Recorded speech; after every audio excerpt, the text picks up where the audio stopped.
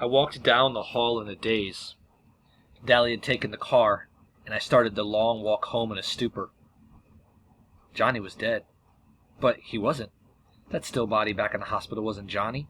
Johnny was somewhere else, maybe asleep in the lot, or playing the pinball machine in the bowling alley, or sitting on the back steps of the church in Windricksville. I'd go home and walk by the lot, and Johnny would be sitting on the curb smoking a cigarette, and maybe we'd lie on our backs and watch the stars. "He isn't dead," I said to myself. "He isn't dead." And this time my dreaming worked. I convinced myself that he wasn't dead. I must have wandered around for hours, sometimes even out into the street, getting honked at and cussed out. I might have stumbled around all night except for a man who asked me if I wanted a ride. "Huh? Oh, yeah, I guess so," I said. I got in. The man, who was in his mid-20s, looked at me. "Are you all right, kid? You look like you've been in a fight." "I have been. A rumble. I'm okay." "Johnny is not dead," I told myself, and I believed it. "Hate to tell you this, kiddo," the guy said dryly, "but you're bleeding all over my car seats." I blinked. "I am? Your head." I reached up to the scratch on the side of my head where it had been itching for a while, and when I looked at my hand, it was smeared with blood. "Gosh, mister, I'm sorry," I said, dumbfounded. "Don't worry about it. This wreck's been through worse. What's your address? I'm not about to dump a hurt kid out in the streets this time of night." I told him. He drove me to my house, and I got out. "Thanks a lot." What was left of our gang was in the living room. Steve was stretched out on the sofa, his shirt unbuttoned and his side bandaged. His eyes were closed, but when the door shut behind me he opened them, and I suddenly wondered if my own eyes looked as feverish and bewildered as his. Soda had a wide cut on his lip and a bruise across his cheek. There was a Band-Aid over Derry's forehead, and he had a black eye. One side of Two-Bit's face was taped up. I found out later he had 4 stitches in his cheek and 7 in his hand, where he had busted his knuckles open over Sosha's head. They were lounging around, reading the paper and smoking. "Where's the party?" I thought dully. Weren't Soda and Steve planning a party after the rumble? They all looked up when I walked in. Derry leaped to his feet. "Where have you been?" "Oh, let's don't start that again," I thought. He stopped suddenly. "Ponyboy, what's the matter?" I looked at all of them, a little frightened. "Johnny. He's dead." My voice sounded strange, even to me. "But he's not dead," a voice in my head said. "We told him about beating the Socs, and I don't know, he just died." "He told me to stay gold," I remembered. What was he talking about? There was a stricken silence. I don't think any of us had realized how bad off Johnny really had been. Soda made a funny noise and looked like he was going to start crying. Two-Bit's eyes were closed and his teeth were clenched, and I suddenly remembered Dally pounding on the wall. "Dallas is gone," I said. "He ran out like the devil was after him. He's gonna blow up. He couldn't take it." How can I take it? I wondered. Dally is tougher than I am. Why can I take it when Dally can't? And then I knew. Johnny was the only thing Dally loved. And now Johnny was gone. So he finally broke. Two-Bit spoke everyone's feelings. So even Dally has a breaking point. I started shaking. Derry said something in a low voice to Soda. "Ponyboy," Soda said softly, like he was talking to an injured animal, "you look sick. Sit down." I backed up, just like a frightened animal, shaking my head. "I'm okay." I felt sick. I felt as if any minute I was going to fall flat on my face, but I shook my head. "I don't want to sit down." Derry took a step toward me, but I backed away. "Don't touch me," I said. My heart was pounding in slow thumps, throbbing at the side of my head, and I wondered if everyone else could hear it. Maybe that's why they were all looking at me, I thought. They can hear my heart beating. And the phone rang. After a moment's hesitation, Derry turned from me to it. He said, "Hello?" and then listened, then hung up quickly. It was Dally. He phoned from a booth. "He's just robbed a grocery store, and the cops are after him. We gotta hide him. He'll be at the lot in a minute."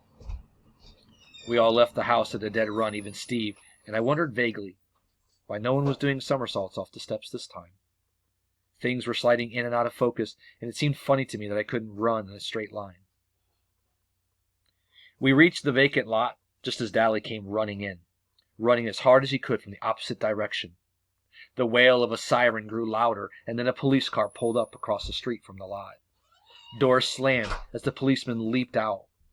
Dally had reached the circle of light under the street lamp, and skidding to a halt, he turned and jerked a black object from his waistband. I remembered his voice. "I've been carrying a heater. It ain't loaded, but it sure does help a bluff."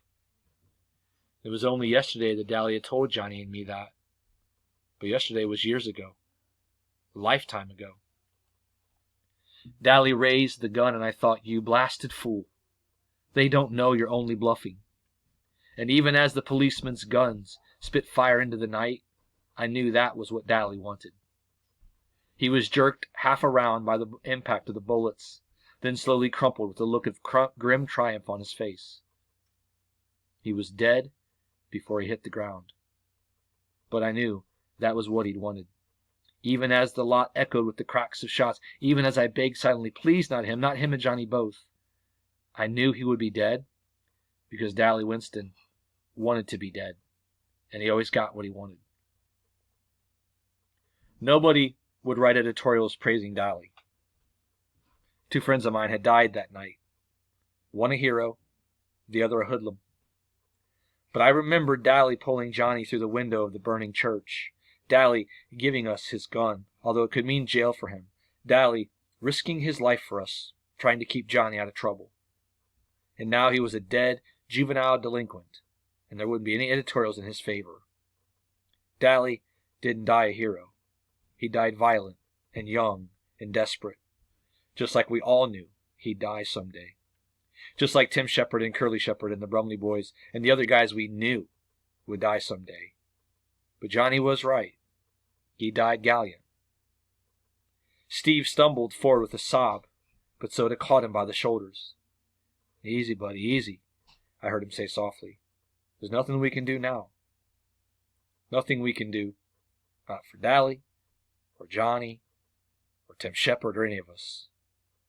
My stomach gave a violent start and turned into a hunk of ice. The world was spinning around me, and blobs of faces and visions of things past were dancing in the red mist that covered the lot. It swirled into a mass of colors, and I felt myself swaying on my feet. Someone cried, "Glory, look at the kid!" And the ground rushed up to meet me very suddenly. When I woke up, it was light. It was awfully quiet. Too quiet. I mean, our house just isn't naturally quiet.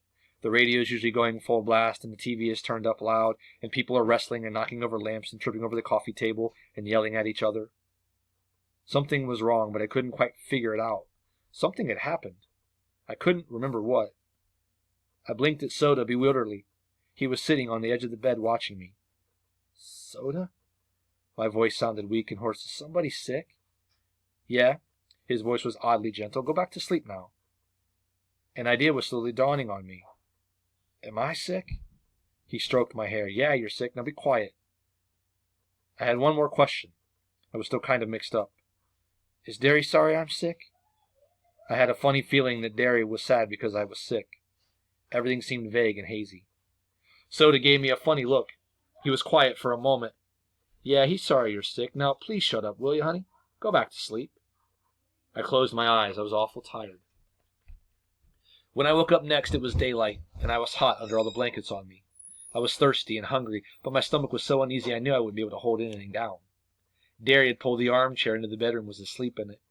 He should be at work, I thought. Why is he asleep in the armchair? "Hey, Derry," I said softly, shaking his knee. "Hey, Derry, wake up." He opened his eyes. "Pony boy, you okay?" "Yeah," I said, "I think so." Something had happened, but I still couldn't remember it, although I was thinking a lot clearer than I was the last time I'd waked up.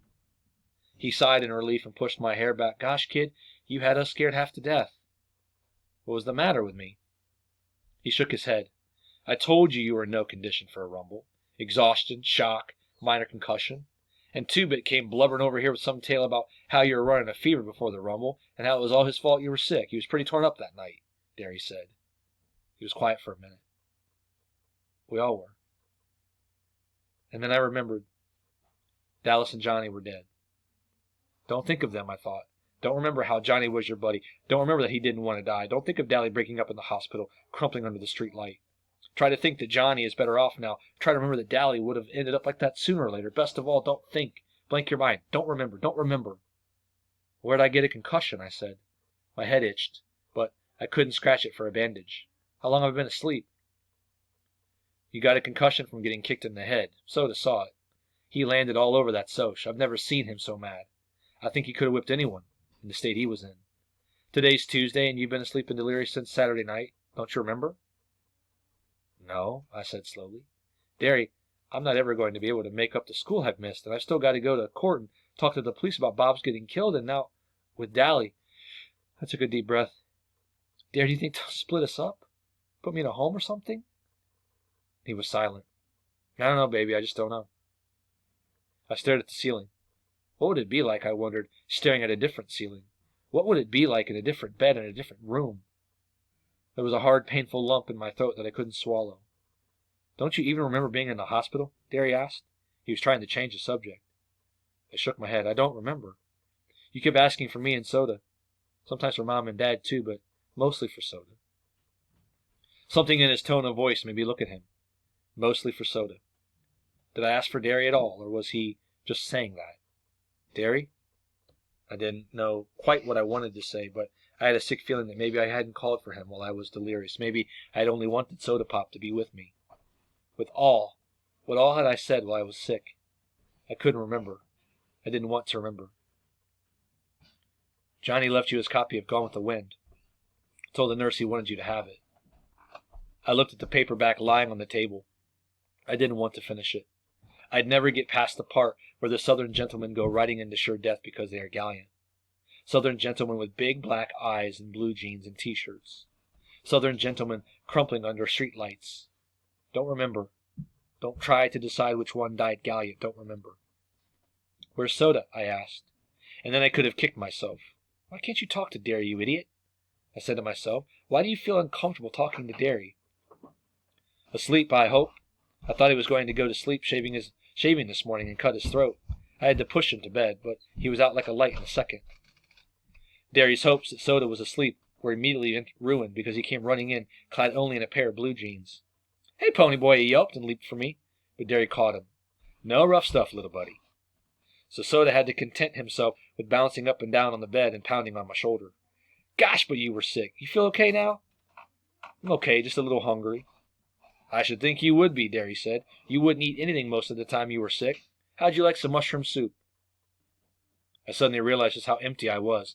Man, I'd like that just fine. I'll go make some. Soda Pop, take it easy with him, okay? Soda looked back at him indignantly. You'd think I was going to challenge him to a track meet or something right off the bat. Oh, no, I groaned. Track meet. I guess this just about puts me out of every race. I won't be back in condition for the meets, and the coach was counting on me. Golly, there's always next year, Soda said. Soda never was grasped the importance Derry and I put on athletics. Like he never has understood why we went all out for studying. Don't sweat it about some track meet. Soda? I said suddenly. What all did I say while I was delirious? Oh, you thought you were in Wintersville most of the time. Then you kept saying that Johnny didn't mean to kill that Soch. Hey, I didn't know you didn't like bologna. I went cold. I don't like it. I never liked it. Soda just looked at me. You used to eat it. That's why you wouldn't eat anything while you were sick. You kept saying you didn't like bologna, no matter what it was we were trying to get you to eat. I don't like it, I repeated.